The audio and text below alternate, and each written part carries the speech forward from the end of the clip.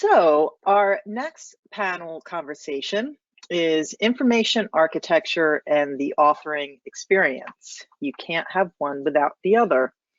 And in this session, we're welcoming back Sabine and Brian, and Magda is going to be joining them. They're going to discuss some of the important components of a good authoring experience. Over to you. Thanks, Marianne. Sabine, do you want to start us off here? Sure. Hang on, I'm just trying to. I have distracting noises about, so I'm trying to get rid of them. So we tend to think about information architect as sort of a standalone discipline, right? But even at its best, information architecture is not effective unless it is enabled and supported by a strong, effective authoring experience, right? So in this session, we're going to pitch in with our opinions and our experiences and talk about what we think about some of the most important components of that authoring experience and how that synchronization between the information architecture and the authoring experience can be best enabled and supported.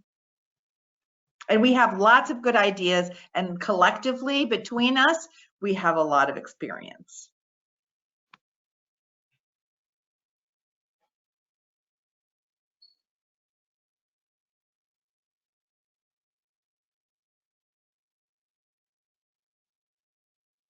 Hi, Sabine, who's talking to this slide? I was hoping that Magda would chime in. All right. Thank you for the introduction, Sabine, and thank you all for inviting us to talk again. Here we are at our second panel at the DITA Day, at DCO DITA Day. As Sabine said, we are trying to think about how information architects can support authors, and not only authors, also other contributors along the life cycle of the information. And we thought that this image here would help us setting the scene. Why do we think it's important? Because yeah, we tend to think of ourselves as in that central bubble there for architecture. We might have some content strategists on board.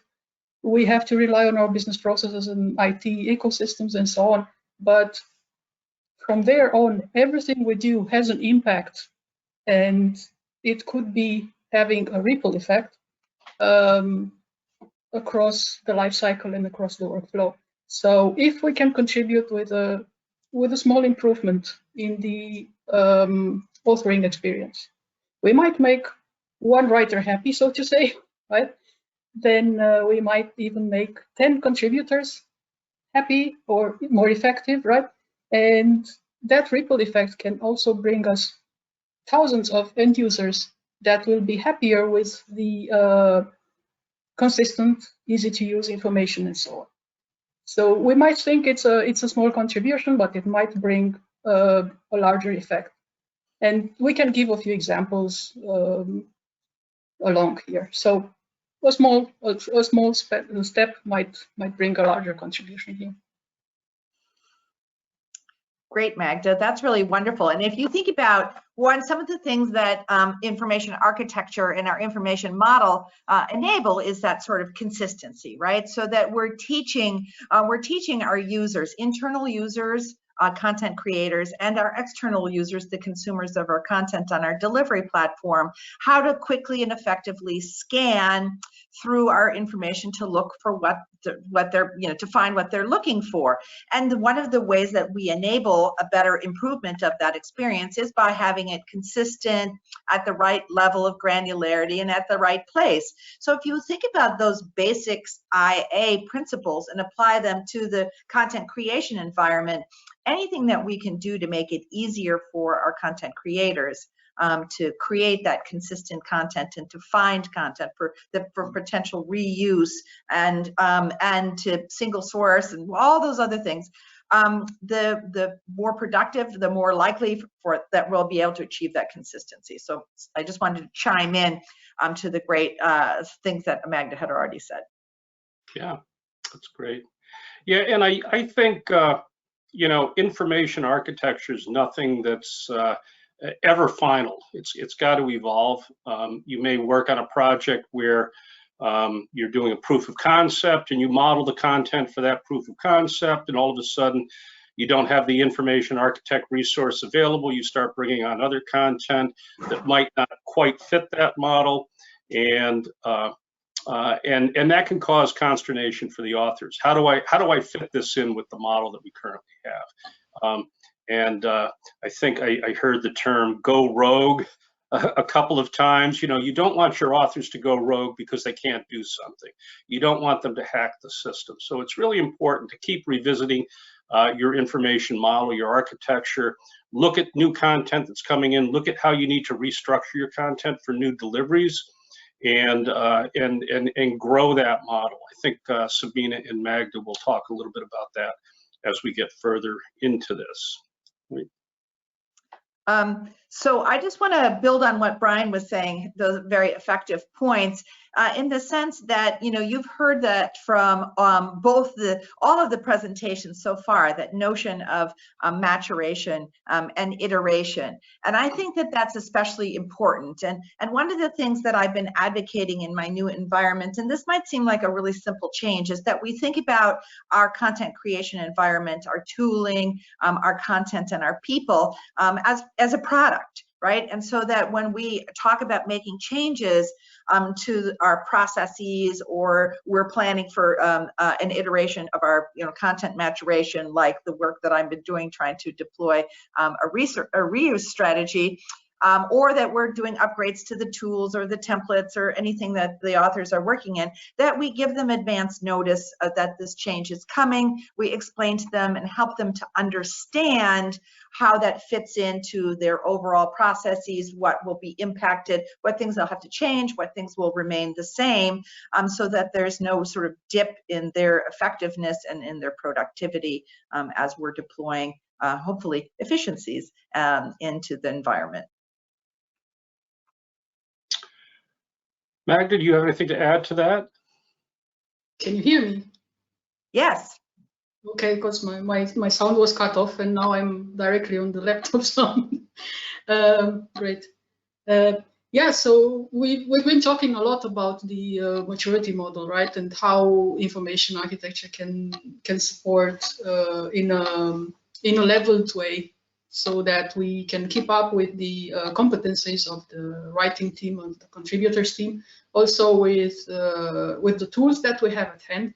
You might not start from the beginning with highly capable CCMS and so on, so you might have to make do with an editor and so on, and as your writers learn and as your content is growing, you can implement a CMS with the workflow, and then the architect can help on the workflow side. I heard Sabine earlier saying she really wishes for a IA check, so to say, in the workflow as an IA step, right? So that would be totally doable in a set workflow. And yeah, we've been thinking about how can you support such things from the IAA point of view. And of course, there is a difference between what you are allowed or able to do. There's a difference between configuring the systems at hand, or customizing them, or developing further integration and so on with them, right? Sometimes you're advised against it. Depends on your business needs. So if you absolutely need them and you need to invest in that, you have to agree with your vendor what's the best way to do this, and go for it. But there are also other ways to support in these steps. So starting from smaller templates and hints, and you know, usually you start from comments and processing instructions in the editor, right? Those are like a compromise sometimes. They sit in there in your content, so they are proprietary. Sometimes you end up with more proprietary text than real content. You can go for a more advanced way of providing validation of the content and hints and helpful steps in there by applying a CSS layer on top of your editor, and even validation with schematron and embedded dynamically with your style sheet and so on, right? With your processes, and do dynamic correction of the content. And so not only a language checker, but also a style checker and an XML checker. So Magda's, oh, sorry, Magda, I didn't mean to. Go ahead, I could go on. Right, because, well, Magda's very good, and she has all these like really great ideas and suggestions. So I just wanted to bring us up a little bit and sort of, you know, talk about the context of this slide, and then we can do that deeper dive. In that a mature, effective, structured markup environment needs planning for the people as well as the technologies, right? So we hear a lot of people talking about how to plan for the migration of your content and the conversion of your content, how to plan for the implementation of the CCMS, and for the move to DITA overall.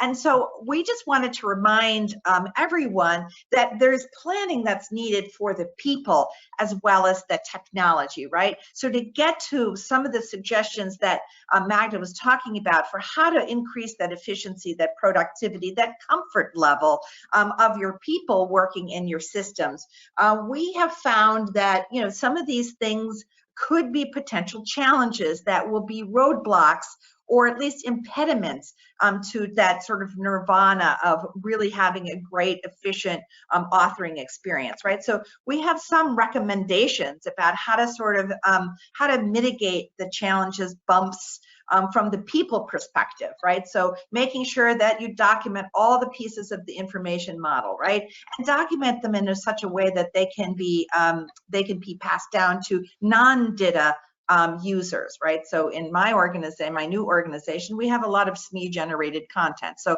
making sure that you're including non-DITA aware audiences or consumers of your information model. And as Brian mentioned, your information model and every piece of your system is going to iterate over time, right? So as a matter of fact, putting in place a governance council and giving people a good way to comply, or at least to raise a flag that says, I'm sorry, but I have a requirement, I have a use case, I have a scenario that isn't accounted for in our environment, right? So keeping those writers together, helping them understand and be the best, do the best job that they can, and providing them a forum by which they can raise missteps, or that you can guide them or coach them and say, well, actually you can do that, and let me show you how, right? So you're trying to prevent them from going rogue and saying, I don't have any other options besides this tag abuse or ignoring this or whatever the state of that rogueness means, right?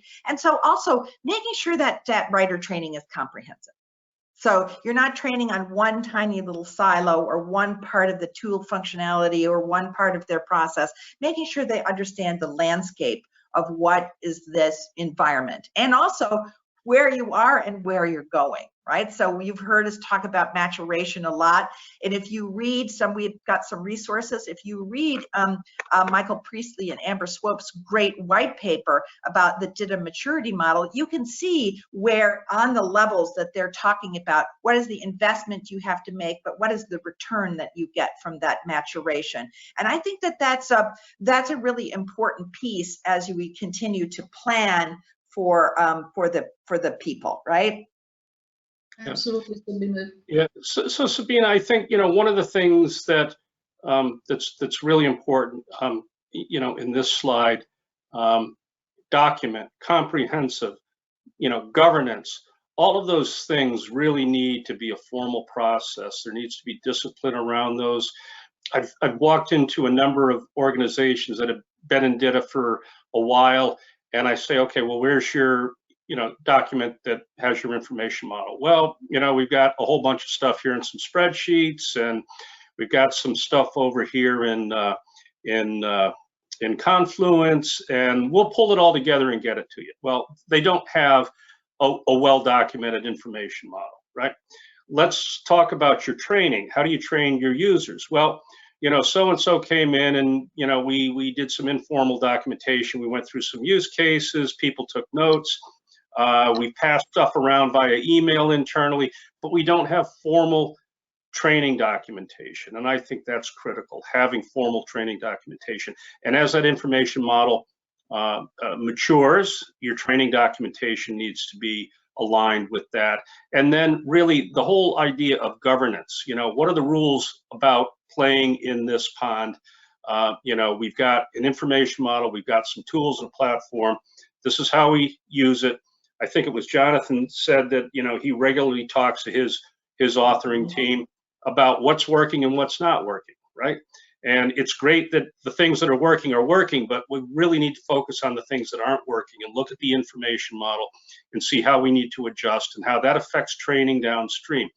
You know, documenting everything to a very high degree, I think, is critical for success here. And too many organizations don't spend enough time doing that.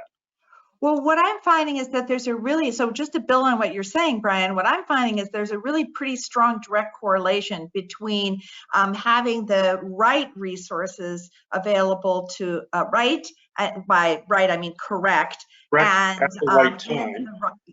in the right level of granularity available to writers in the form of, you know, processes and also training, helps to build their expertise. And really, you can't get to that level 5 optimize without your tools being ready, your content being ready. And we've had so many great talks about that, the processes that people have gone to, and your people. The content creators have to be ready. And the only way that you can get them to that deep level of expertise that you need them to have in order for you to get to that level 5, when they're really creatively out of the box doing things that might dynamically push or pull content that's audience based to and they're single sourcing across multiple channel publications and conditionalizing content for multiple audiences using, you know, conref push and other more sophisticated DITA reuse mechanisms. You need your content creators to have that expertise to be able to get you to that maturity level. Right. And that takes training. Absolutely. Mm-hmm. Yeah. That takes training, and you know, to Chris's point about the reuse, model the way, really, you know, as an information architect to supply those examples and good things for those content creators to rely on, in addition to the training and policies and procedures. Yep. So we just hit on that first bullet item on this next slide here, the writer training, right size, right time, and refresher courses. I mean, that's critical. Maybe Magda and Sabine, maybe you can talk a little bit about some of the other bullet points. Sure. I think I already touched about a few of them already, regarding workflows and regarding tool customization and so on. Those are just pointers to help make your authors more efficient, to work faster, and also to drop in there a few reminders for them, a few checklists or a few XML snippets. So, for example, what can I do when I talk about templates and XML snippets? Let's say there are a few types of tables that we use to write, right? We can, when doing our model, we can standardize, we can try to standardize which types of tables are really necessary, which type of information do we have to have as tabular topics in there, and prepare a few templates for those.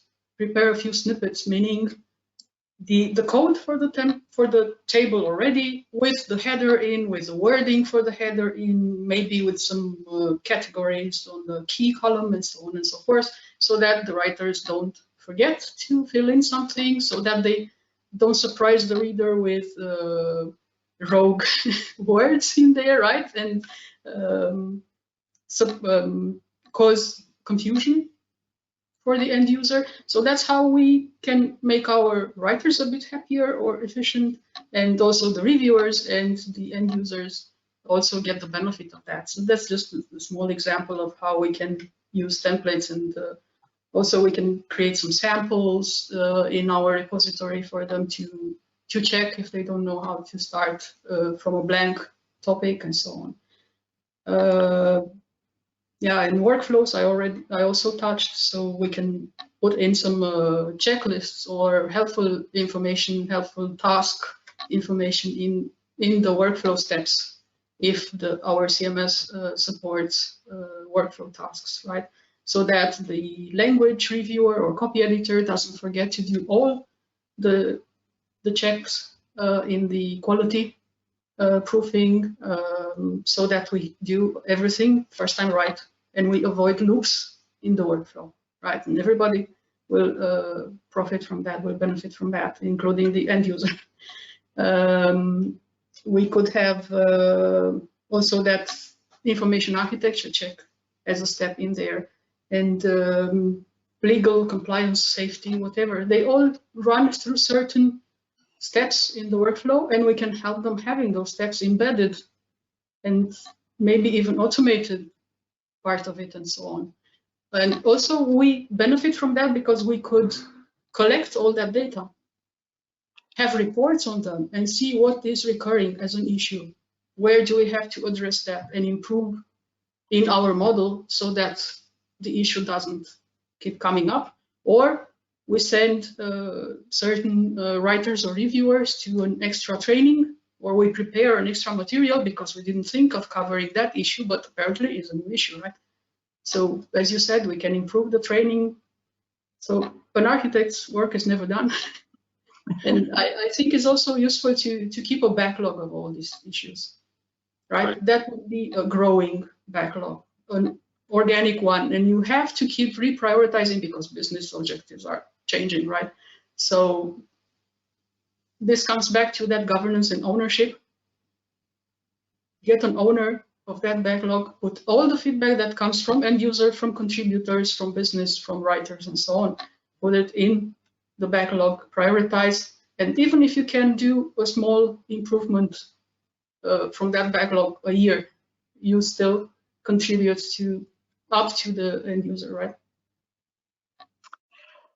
That's great. And so Magda's role in this is she's going to be like, these are all the great things you can do, and I'm going to be all the cautionary tale about, you know, here are some challenges to that. So I want to build on what Magda's saying, because I think, so I want to make 2 points. I think something that's really important is to think about the maturation, right? You heard me talk about the importance of building expertise in your writers. So are they ready to take advantage of all the efficiencies that you can give them at the beginning when you first start working in DITA? Probably not, right? So it's sort of like when the student is ready, the teacher appears. So I think it's really important to think about how are you going to build as your writer's skill set change. So therefore their needs change and what is they need to optimize their content creation environment change. How are you going to plan for accommodating that? And I'll just give you one example, and then I want to move on to workflows. But the examples I have is that so depending on your authoring tool, different authoring tools have different ways that they can help provide tagging advice and other information, things that are from the information model to help writers sort of get their feet underneath them when they're getting to learn working in a semantic structured markup publishing environment. So one of the mechanisms that I've done in the past is to just create some comments from the information model and put them into the templates that Magda was talking about creating. So it just gives some guidelines to writers. Hey, put this kind of information in this tag, and here's some other structures that you want to include, or whatever the comments is. But in some authoring environments, in some tools, those comments actually appear as in the XML in the source content. So imagine that you have, unless you instruct the writers to take them out, imagine you've been creating content based on these templates for 5 years. All of a sudden, you've got this tremendous amount of extra content. Now, if you were going to be thinking about, extracting your data from your content management system and writing some scripts because you don't have reporting capacity in the CCMS, right? For example, your scripts are going to have to take into account dismissing in some way or filtering out all of this comments. So I think of comments within the templates as sort of like training wheels, right? Like they're good for writers at the beginning of their journey. But very quickly, they're going to outgrow and they can ride the bicycle without the training wheels, right? So having a plan to say, okay, maybe we'll have the comments in here for this amount of time, checking with your writers, of course, if they're comfortable, and then taking them out and then doing a small cleanup project to get rid of all of those comments in your content corpus so that the XML source stays clean, right? So that's one example of that sort of maturation for your writers as well as your content and your processes. And I want to just say one sort of thing about workflows. I struggle with workflows, especially helping clients and then working with management in my own teams to set up the workflows, because workflows can be an opportunity where the team that's working on defining them will say, we want to build this workflow and it's going to be perfect, and they just create this sort of like what I call a platonic ideal. It does not exist in the real world. It is not based on the current workflow that anybody in the organization follows, right? But a lot of people view configuring a workflow as an opportunity, just like we're going to make this perfect. And the problem is you really have to right size those workflows to fit your real processes. You can always make processes improvements and then improve your workflow, but you should not design a workflow that doesn't exist in your world, right? Because then you're not setting up your writers for success, your SMEs for success, because you're asking them, and very often that process will be more rigorous than what you what you're used to. So there's a potential for sabotage. There's a potential for, you know, dead on arrival and petering out because people are like, this is too hard. This doesn't fit my use case. It's making me miss all my deadlines. I've heard all of those as direct quotes from content creators and SMEs about, you know, issues with the workflow. So that's one area that I feel like done well, you know, as Magda would say, I'm wearing my Magda angel on my shoulder here.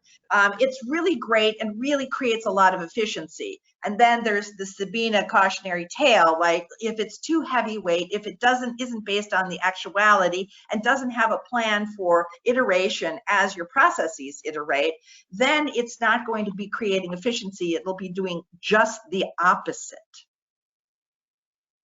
They go rogue, right?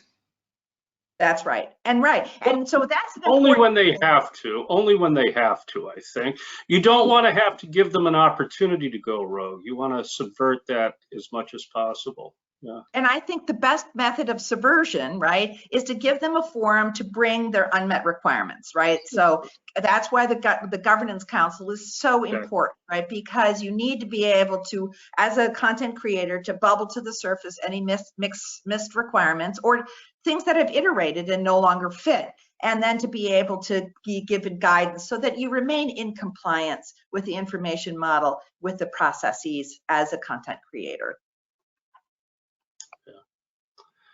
So I really like this this sort of maturity model with the 5 steps.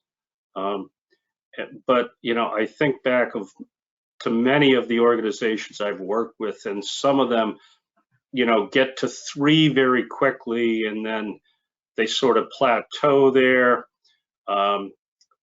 There's some that get to 2, and they're just spinning their wheels, and they're 5 years in, and they haven't really you know, muscled up and gotten to the next level and the next level.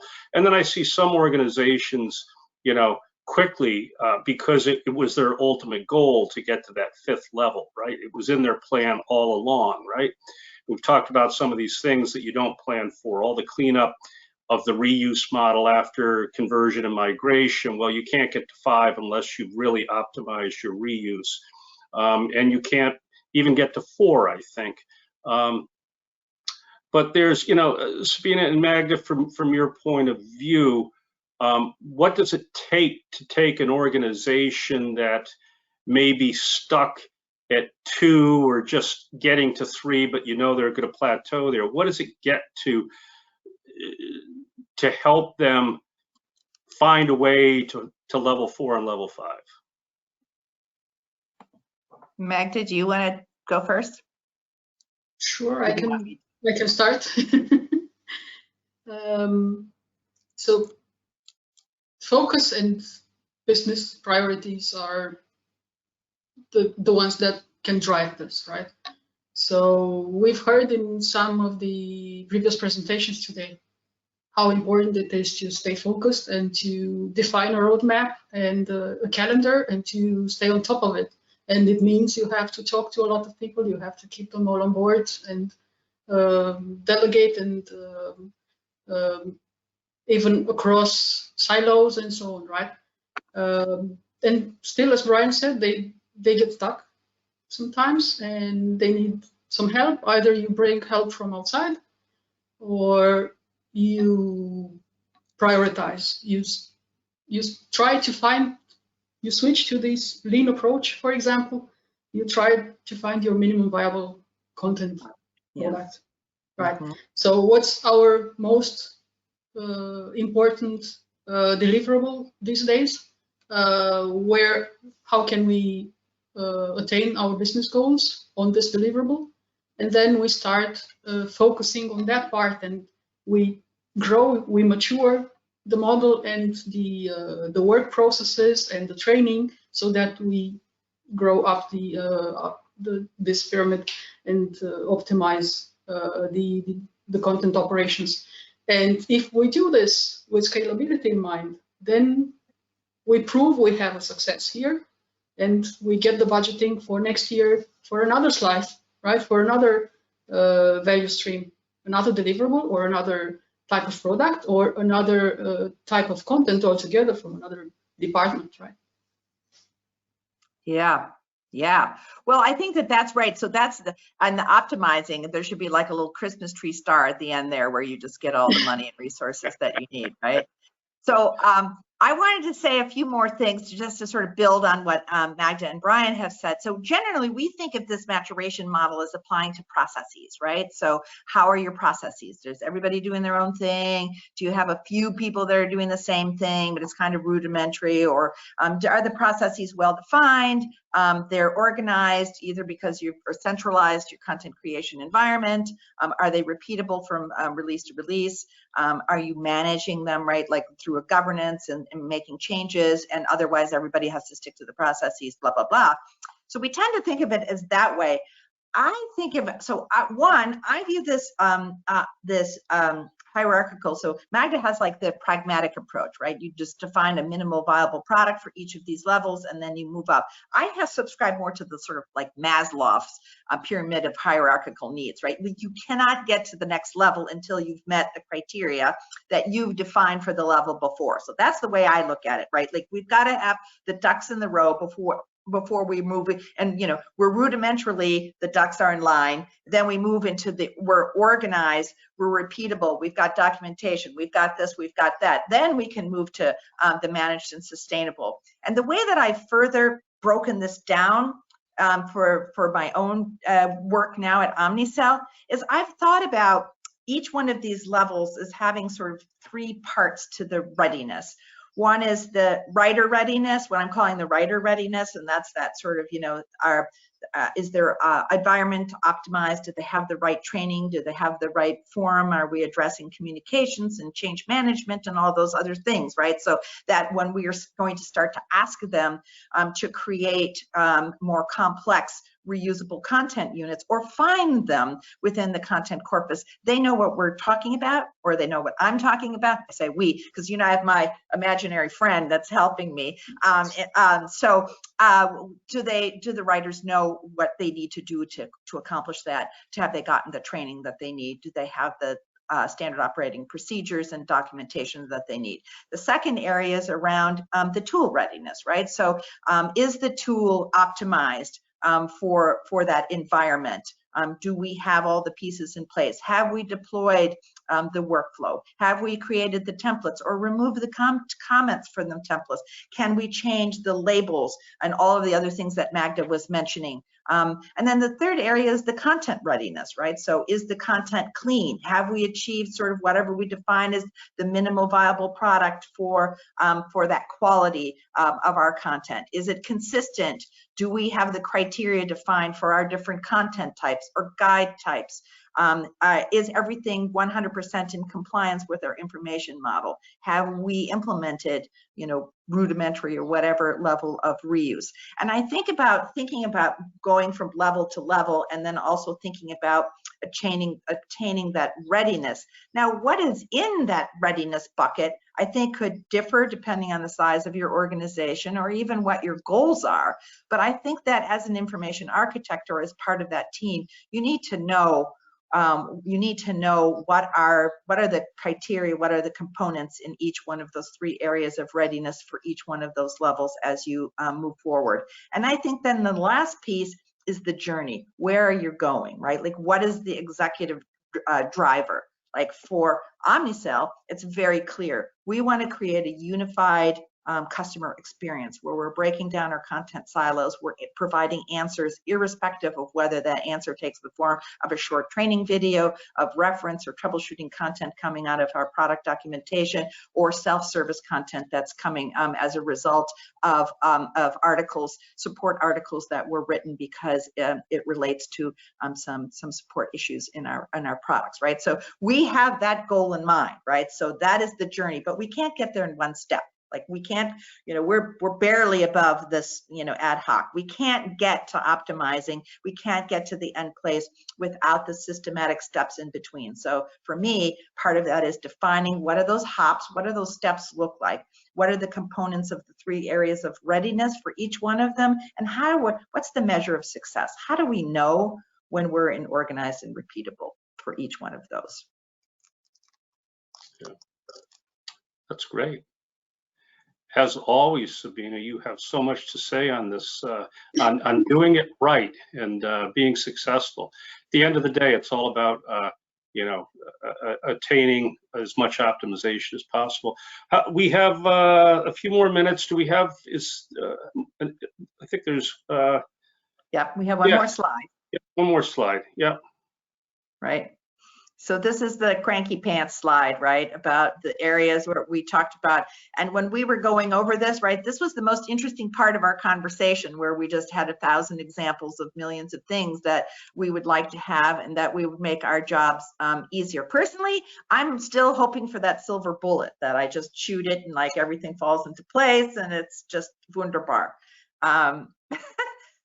But I think that, sort of those tools and processes and management, of course, I want Magda to chime in. I'm just going to, I'm going to just repeat what I said in my earlier session about something that I feel is missing, that I want easy ways to be able to get metrics and to get reporting about the state of my content quality inside of my corpus in my CCMS, right? Like I should be able to have a way to find out something that is sort of more global. And if you think about it, even from the reuse perspective.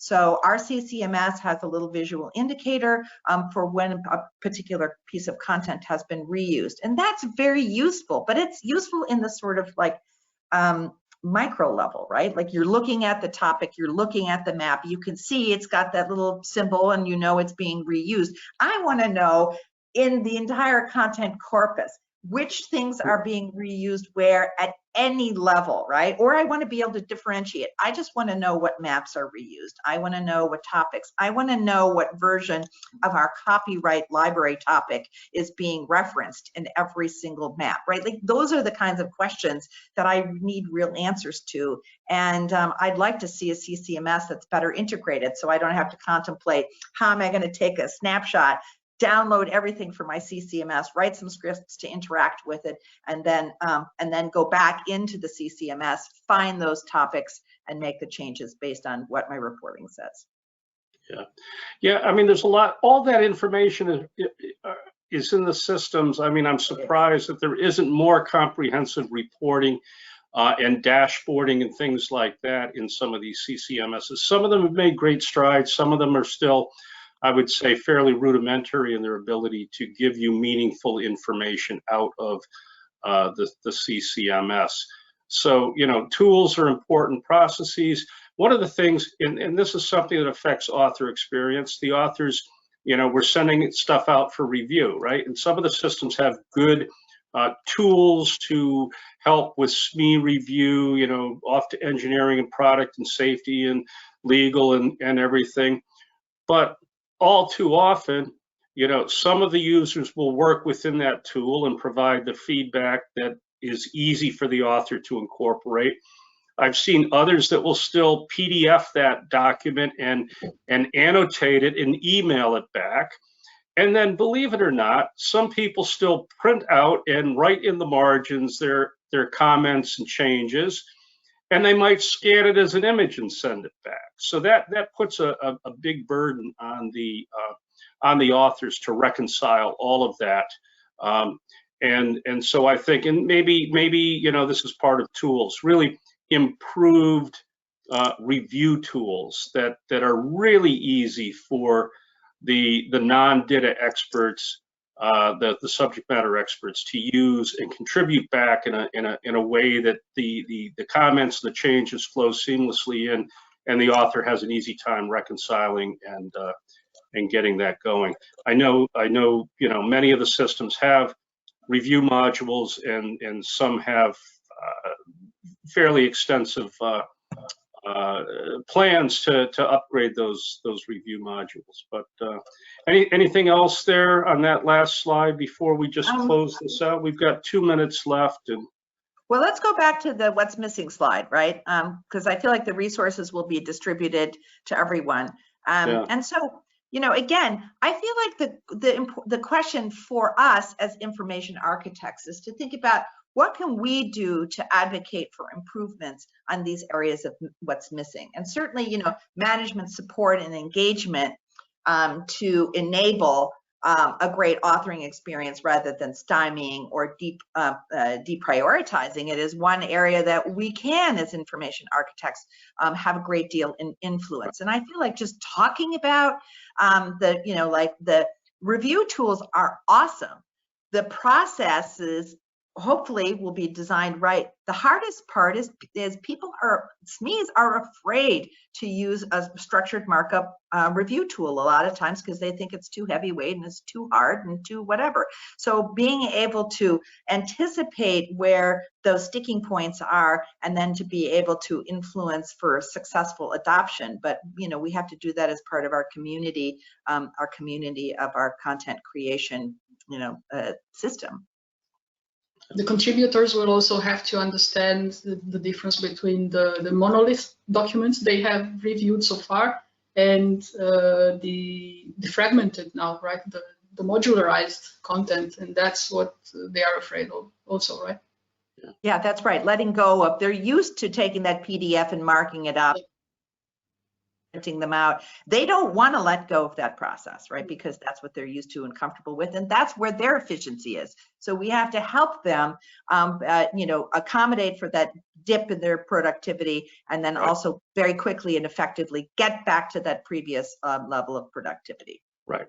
We've got 30 seconds left, Sabine and Magda, and I know you've gathered up a number of helpful resources here. Maybe you could just quickly run through these. I know one of them you held up for me the other day, the author experience. I think, Magda, you held that book up the other day and showed us. It was Sabine after I recommended it. Okay. Yes. But all good resources here.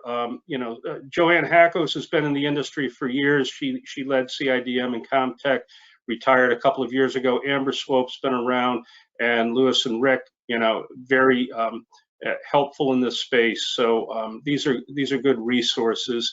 I think we need to quickly end this and jump over to Nave Greenberg and David Turner. But please feel free to reach out to any of us if you have any questions and want to continue this discussion further. Sabine, Magda, as always, thank you so much for your insight and your participation.